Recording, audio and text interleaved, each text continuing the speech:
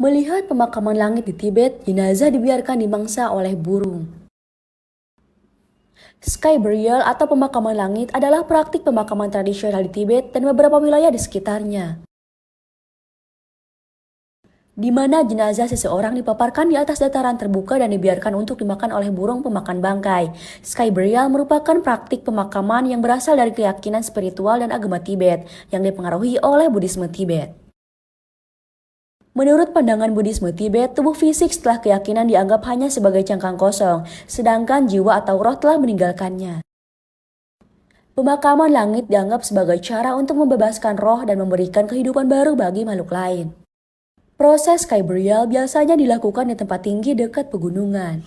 Proses pelaksanaan pemakaman langit dilakukan setelah beberapa hari orang tersebut meninggal.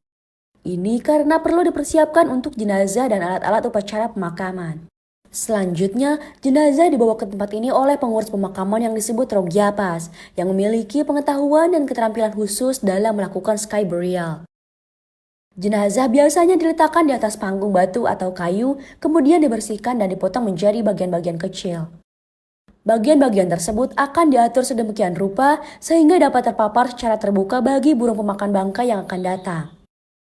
Ketika burung pemakan bangkai datang untuk memakan jenazah, para Rogyapas menjaga jarak dan mengamati dari kejauhan.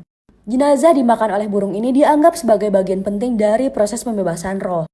Setelah burung selesai memakan bagian-bagian jenazah, sisa-sisa yang tersisa akan dihancurkan dan dibakar, lalu abu kemudian dikumpulkan dan diberikan ke keluarga sesuai dengan keinginan mereka.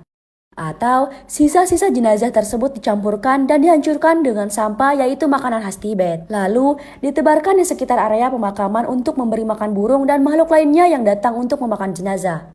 Selain latar belakang spiritual, pemakaman langit dilakukan berkaitan dengan faktor geografis.